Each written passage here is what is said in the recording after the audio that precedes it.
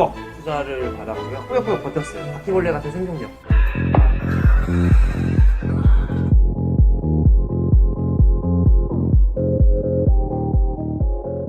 기술도 기술인데 대표님이 진짜 약간 전체적으로 시행착오를 많이 하는 스타일이시네요. B2B도 B2C도 직접 다 다 경험해봐야 되는. 네. 되게 재밌는 것 같아요. 그런 게.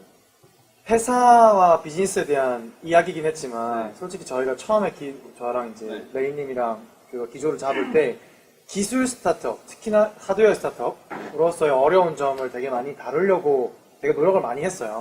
근데 뭐 여기까지는 회사 자체에 대한 어려움이었고 네. 그렇지만 저희가 궁금한 건 또 그래서 투자를 어떻게 받으셨냐잖아요. 얼마 받으셨고 그런 얘기들을 좀 사실은 더 메인으로 듣고 싶은데 되게 고생을 많이 하시긴 했는데 실제 총 투자를 이제 두 번 받으셨어요. 시드랑 그걸 받으셨는데 그때 얘기를 좀 다시 돌아가서 먼저 좀 드리려고 해요. 그래서 뭐나 레이님은 이제 본인이 투자했을 때 잘 아시지만 총 몇 번 투자 받으셨고 얼마만큼 금액을 어디에서 받으셨는지 한번. 네, 저희는 이제 총 6억 투자를 받았고요.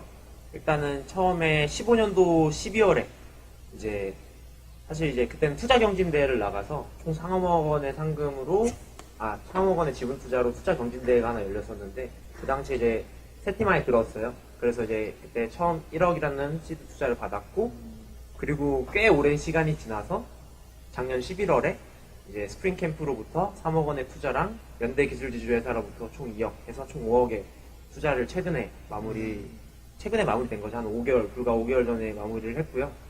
사실 이제 이 기간적 텀이 엄청나게 길거든요, 저희 같은 경우는. 그래서 그 사이에 있었던 좀 일들이 굉장히 많이 있어서 오늘 좀 그거를 좀 이야기를 좀 드리고 공개하시는 싶습니다. 건가요? 아유, 얘기해도 되나요, 근데? 그쵸.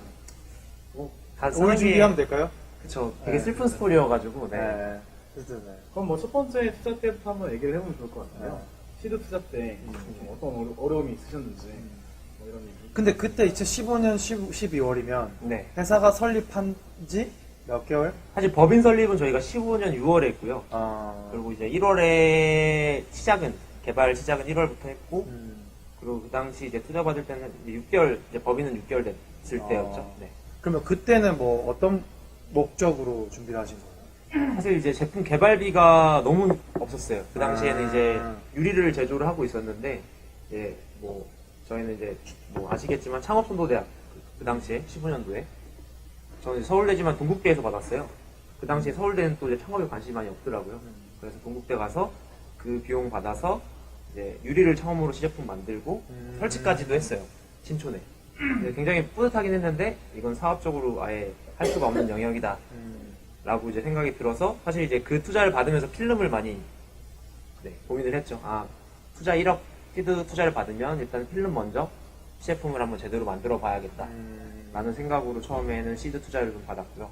애초에 진짜 그 말 그대로 시드 투자의 목적에 맞는 시제품 제작이었네요. 그쵸. 그냥 사실 그때는 생각이 없었던 것 같아요. 그냥 제품 빨리 만들고 싶다가 굉장히 좀 커서.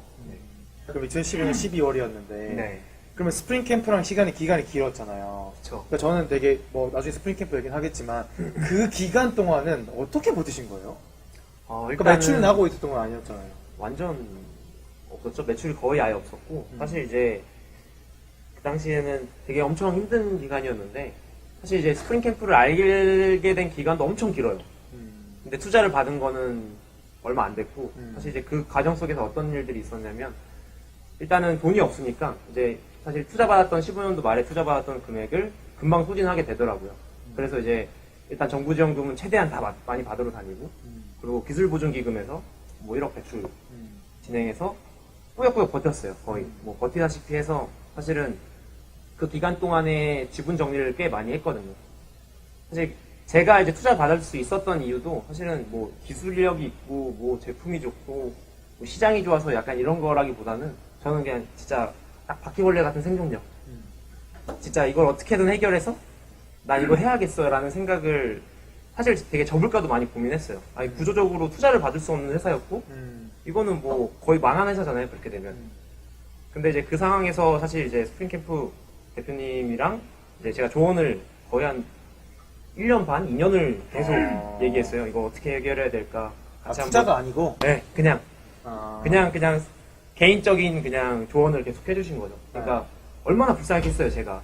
와, 이거 회사는 살려야 되는데 구조는 이렇고 투자받을 수 있는 여력은 안 되는 회사였고 계속 그런 와중에 계속 이제 구조 개선을 제가 도전을 한 거죠.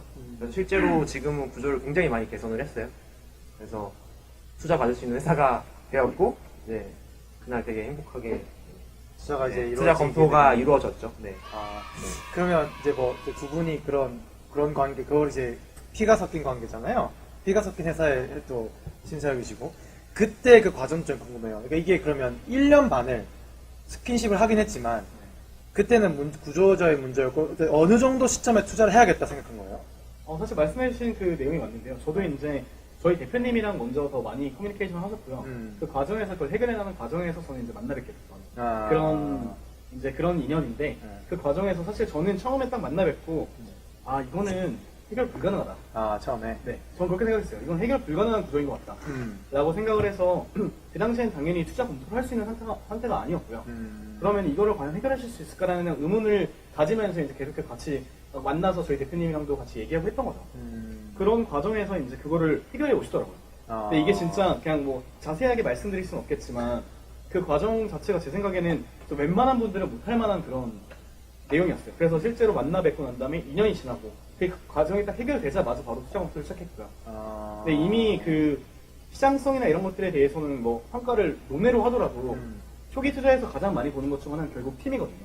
그 팀에 그럼 어떤 역량이 있는가, 뭐 엄청나게 시장을 잘 발굴하고 아이템을 팬시하게 만들어내고, 팬시하다는 게 화려한 게 아니라 잘 만들어내고 그런 것도 있겠지만 결과적으로는 정말 이 사업을 꾸준히 지속적으로 이끌어 나갈 만한 대표와 팀원들이 있는가 라는 것도 큰 포인트 중 하나인데 그 느낌을 진짜 제대로 한번 주신 거죠. 그게 사실 보면 그런 것 같아요.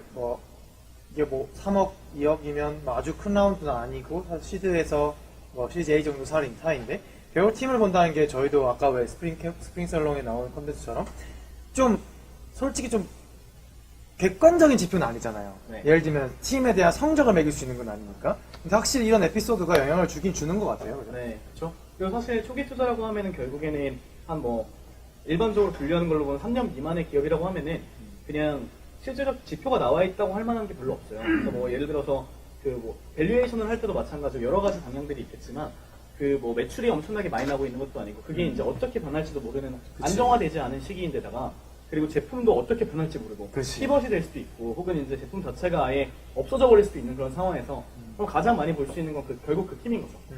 그래서 저는 개인적으로 초기 투자를 가장 많이 하기 때문에 그 팀에 관한 것들이 가장 큰 비중을 가지고 있어요. 근데 간단히 말씀드리자면 이게 해볼 만한 시장에 예를 들어서 그냥 단순히 누군가가 하고 있다고 해서 이게 가능성이 없다가 아니라 충분히 도전해볼 만한 그런 시장이고 이 아이템이 굉장히 메이크 센스한데 이 팀이 정말 이거를 죽도록 한번 해보고 싶다 이런 팀이라고 하면은 정말 좀 좋은 팀이라고 생각을 하고 있습니다. 딱 맞네요. 네. 사실 이미 다른 회사가 있었고 네. 유리해서 바꾸긴 했지만 네. 그리고 어쨌든 해보겠다 했고 네. 대표님이 그리고 그 시간에 약간 존버하면서 약간 해간 게 확실히 의미가 있었네요. 그러면 첫 번째 투자가 어쨌든 1억 정도로 마무리를 했고 시제품을 만드는 목적으로 썼고 그럼 이번 투자는 3억, 2억, 총 5억이었잖아요. 그거는 어떤 목적과 대략 어떤 타이밍이었던 거예요? 저희 같은 경우에는 그런 이제 생산적인 부분들이 얼추 많이 정리가 됐었어요. 투자하는 시점에서는. 그래서 지금은 사실 재고를 쌓는 용도로 굉장히 많이 사용이 되고 있고요. 제품 자체를 많이 생산해서 지금은 이제 많이 알려야 될 때다라고 생각이 들어서 지금 생산량을 좀 어느 정도 늘려서 실제로 이제 저희가 4월부터 제주도나 다양한 장소에 설치를 하는데 그만큼 사실 설치를 하게 되면은 사실 알릴 수 있는 포인트들이 많아지거든요. 저희 레퍼런스들이 쌓이니까 사실 저희 사무실도 이번에 옮기거든요. 일부러 통유리가 크게 있는 배로변으로 옮겨서 거기 직접 저희 제품 설치해서 이제는 알릴 때다라고 생각이 들어서 가장 큰 이유, 투자받은 큰 이유는 이제 제품을 최대한 생산해서 알려보자 라는 목적이 굉장히 컸고요. 심사학 입장에서는 변경이 될 수는 있겠지만 네. 이런 현재 태그스에서 딱 봤을 때 팀은 좋다, 오케이. 그거 빼고 나머지 비즈니스적인 부분에서는 어떤 게 좀 주요한 포인트였어요? 사실 제가 투자 포인트로 생각했던 거는 크게는 두 가지인데요. 그리고 첫 번째 부분은 아까 너무 제가 이제 감정적으로 이렇게 강하게 얘기한 것 같고요. 두 번째는 결국에는 시장에 가는 것도 볼 수밖에 없어요. 그러니까 이 지금 현재 시장이 어떻게 형성되어 있고 그리고 이 시장이 앞으로 더 커질 만한 시장인지 그리고 커진다라고 하면 얼만큼 커질 수 있고 우리 그 스타트업이 어느 정도까지 이제 성장할 수 있을 것인가에 대한 제 나름의 예측을 하게 되죠. 근데 이제 이 투명 디스플레이 시장이라는 것 자체가 아직까지는 엄청 활성화되어 있지는 않지만 뭐 전 세계적으로 봤을 때는 유리로 되어 있는 건물의 양이 계속해서 증가하고 있는 추세였고 그건 이제 대표님이 저한테 말씀해 주셨던 자료인데 논리적으로 이제 납득이 되는 거죠. 아 그러면은 이 유리 사용량이 늘어난다라고 하면 그럼 과연 유리 자체가 그 일종의 디지털 사이니지로서 작동이 될 수 있는가라고 했는데 뭐 이미 저희가 뭐 알고 있는 뭐 타임스퀘어나 이런 데를 보면은 이미 뭐 엄청나게 많이 그 광고판의 역할이라는 것들이 존재하고 있는 거죠. 그럼 그쪽도 가능할 것 같다. 그리고 그 외에도 이제 뭐 지금 다양하게 도전하고 계신 인테리어 영역에서도 이게 조금 더 이제 단가가 떨어지고 그리고 점점 더 이게 발전한다라고 하면은 다양한 방면에 사용될 수 있겠구나라는 시장성을 봤고요. 첫 번째 시장을 봤다라고 하면 결국엔 그럼 이 아이템이 얼마나 나이스한가 볼 수밖에 없잖아요. 근데 아까 초반에 이제 말씀해 주신 것처럼 그 어떤 대기업보다 조금 더 나은 수준의 그런 그런 제품을 만드셨다는 거를 이제 제가 이제 계속해서 물어봤고 어떤 부분에서 그게 더 낫다고 생각하시는지 이런 부분들에 대해서 하나하나 이제 여쭤보게 된 거죠. 그거에 대해서 이제 잘 대응을 해주셨고. 근데 결국은 저도 뭐 아까 앞에도 제가 다른 저의 세션에서 이제 말씀드리긴 했지만 초기 투자는 결국 스타트업이랑 그 투자자랑 뭔가 스킨십을 계속하면서 팀을 검증하고 논리를 검증하는 거랑 비즈니스적으로 아직 딱 그건 아니더라도 돈을 얼마만큼 번 건 아니더라도 검증해 나가는 논리를 보여주는 게 제일 중요한 포인트인 것 같아요. 그리고 사실 이게 결국 이게 이번 라운드에서 스프링 캠프에서의 팁이었다면 저는 또 사실 또 궁금한 게 여기가 스프링 캠프에서만 받은 게 아니라 연대 기술주주회사에서도 받았잖아요. 네네네. 근데 거기는 그러면 어떻게 스프링 캠프랑 같이 검토를 한 거예요? 뭐 어떻게 진행된 거예요? 이제 아예 따로 진행이 됐고요. 이제 사실은 이제 제가 생각한 총 투자 필요 금액이 5억이었어요. 네. 근데 이제 3억은 이제 스프링 캠프에서 하기로 했고. 네, 투심을 진행을 하는 걸로 했었고, 그리고 이제 추가적으로 연대기술주주회사를 제가 컨택했던 이유가 이제 대학 창업 펀드라고 네. 펀드 자체가 이제 저 같은 얼마 대학 졸업한 지 얼마 안 되고 아니면 대학생이거나 한 사람들을 위한 펀드가 조성이 돼 있더라고요. 그래서 저 펀드면은 좀 더 내가 받기 수월하지 않을까 약간 이런 생각도 해서 바로 이제 펀드를 운영하고 있는 연대기술주회사 쪽에 제가 이제 IR 요청을 했죠. 그래서 실제로 IR을 이제 저희가 2억이 필요했었는데 투자 규모도 어느 정도 충분히 맞고 그리고 저희 제품에 대해서도 거기도 이제 하드웨어에 대한 투자 이력이 많이 없었나 봐요. 그래서 굉장히 신선하게 받아들여 주셔서 순조롭게 잘 진행을 했던 것 같습니다. 저희가 사실 오늘 많은 이야기를 나눴지만 이 대표님은 약간 진짜 존버의 약간 아이콘, 저희 주변에서 약간 존버의 아이콘에 가까우시거든요. 그런 의미에서 되게 재밌었던 것 같고 저희가 사실 준비한 질문이 거의 끝나가는데 저희가 항상 하는 공식 질문이 있어요. 어떻게 마무리를 해주시죠? 방금 말씀해 주셨던 그 울 것 같은 순간 있잖아요. 네네. 그 순간에 박승환에게 지금의 박승환이 한마디를 해준다면 어떤 말씀을 해주시나요? 일단은 저기 보고 영상 편지처럼 해야 되는 건가요? 네, 한마디 해주시죠. 영상 편지처럼 해주시죠. 네네. 일단은 승환 안녕. 과거의 승환 안녕. 나는 미래의 박승환인데 일단은 너 너무 고생 많이 했고 싸우느라 수고 많이 했다.